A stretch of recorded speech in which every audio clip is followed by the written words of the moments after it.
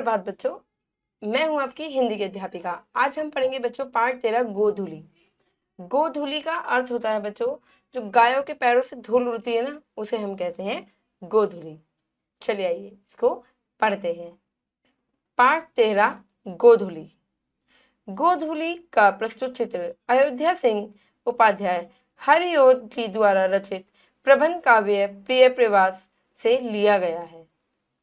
इस काव्यांश में कवि ने सायंकाल का वह मनोहारी दृश्य प्रस्तुत करने की, सायंकाल मतलब शाम का दृश्य।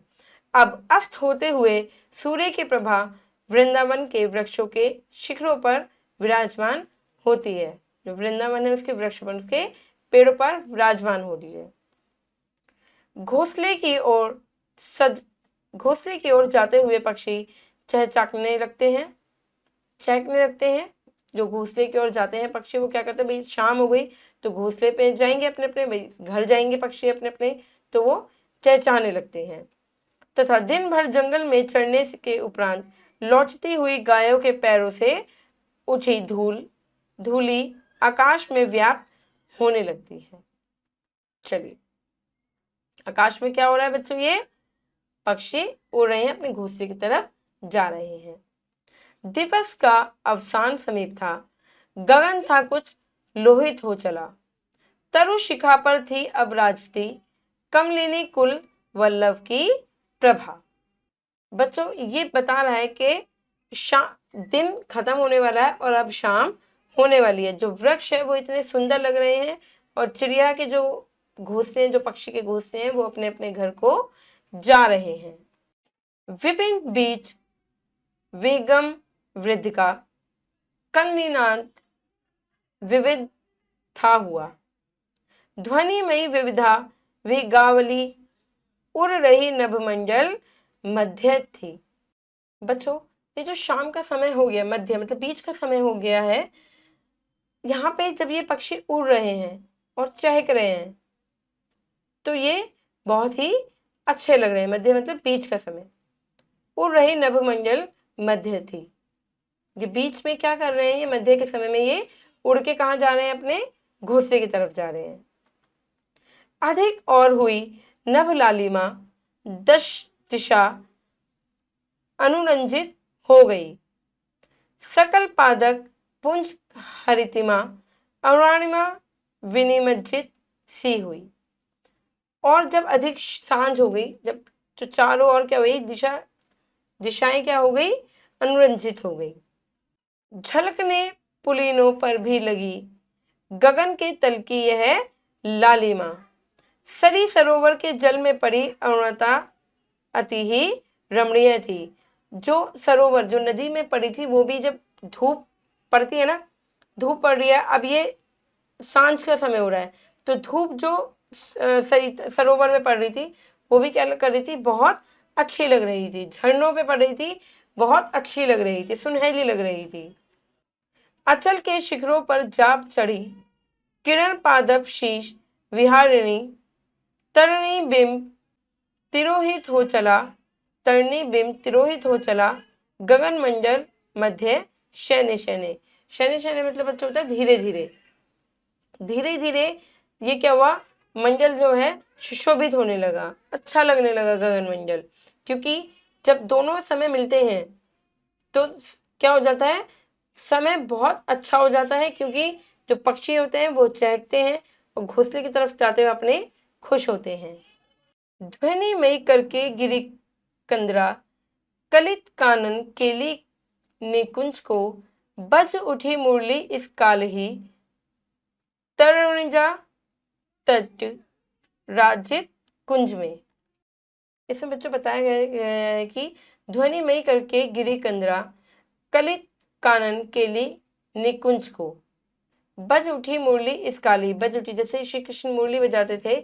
और ये जो गायों का समूह है, आप देख रहे हो शाम को ये कहाँ जा रहे हैं, ये अपने घर की तरफ जा रहे हैं। और क्या कर रहे हैं, ये धूल उड़ाते हुए जा रहे हैं। क्योंकि गोधूली मतलब जो गाय की पैरों की धूल होती है, ये कहाँ लेके जा रहा है, इसको अपने अपने घरों में लेके जा रहा है। ये जंगल में दिन भर घूमती हैं, उसके बाद इन्हें घर में लेके जा रहा है सांझ के समय। कणित मंजू विषाण हुए कहीं, रणित श्रृंग हुए बहु साथी, फिर समाहित प्रांतर भाग में, सुन पड़ा स्वर धावित धेनु का।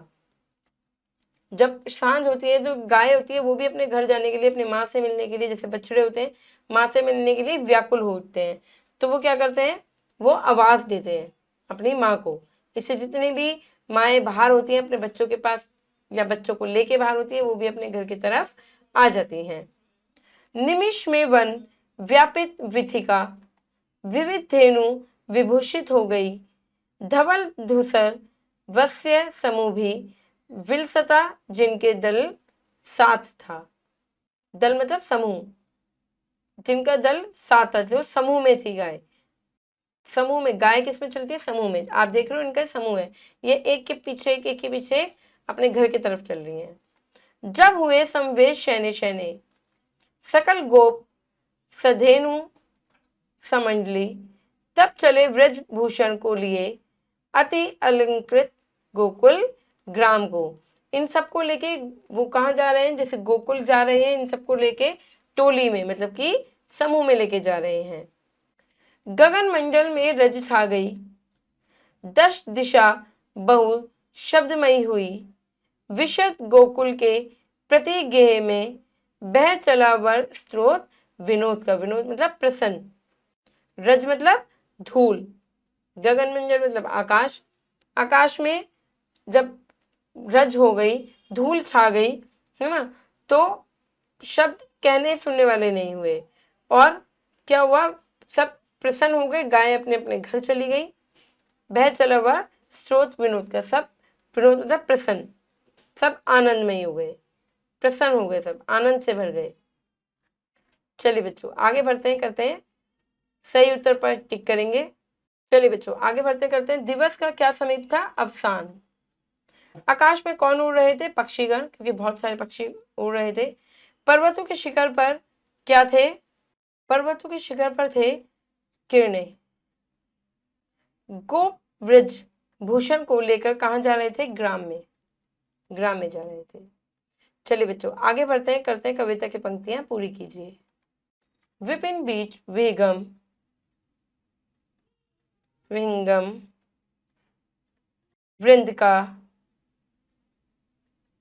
वृंद का, कला निनाद, कला निनाद, विविधिर्थ,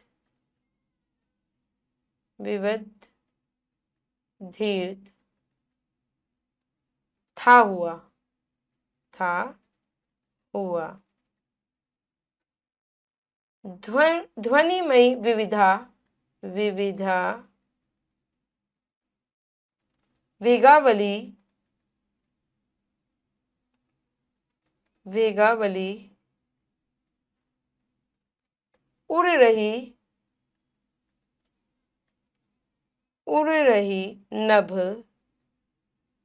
मंडल, मंडल मध्य सी। दूसरा करते हैं बच्चों। अचल के शिखरों पर, अचल के शिखरों पर जा चढ़ी किरण, पादप शीश, पादप शीश, विहारिणी, विहारिणी, तरणी, बिंब, तिरोहित, तिरोहित, हो चला, हो चला, गगन मंडल, गगन मंडल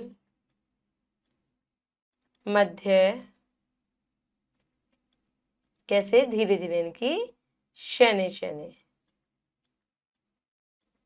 शैने शैने। चलिए बच्चों आगे बढ़ते हैं, करते हैं सही कथन के आगे सही और गलत के आगे गलत का चिन्ह लगाएंगे। गोधूली का अर्थ संध्या वेला है, नहीं, गायों की धूल है। संध्या के समय आकाश का रंग लाल हो जाता है, बिल्कुल सही। गगन का प्रकाश तथा रंग तालाबों में प्रतिबिंब हो रहा था, बिल्कुल सही। पक्षी संध्या के समय कलनाद नहीं कर रहे थे, ये गलत है बच्चों, कर रहे थे क्योंकि आकाश में चारों ओर स्पष्टता थी। हाँ, स्पष्टता थी पर शोर था क्योंकि सब अपने अपने घर जा रहे थे, तो ये भी रॉन्ग है। चलिए बच्चों, ये प्रश्न उत्तर है, व्याकरण है, आपको अपने आप करनी है। आशा करती हूँ बच्चों ये कविता आपको अच्छे से समझ में आ गई होगी। अब मैं मिलूंगी आपसे अगली कक्षा में। जब तक के लिए खुश रहिए, अपना ध्यान रखिए और अभ्यास करते रहिए। धन्यवाद।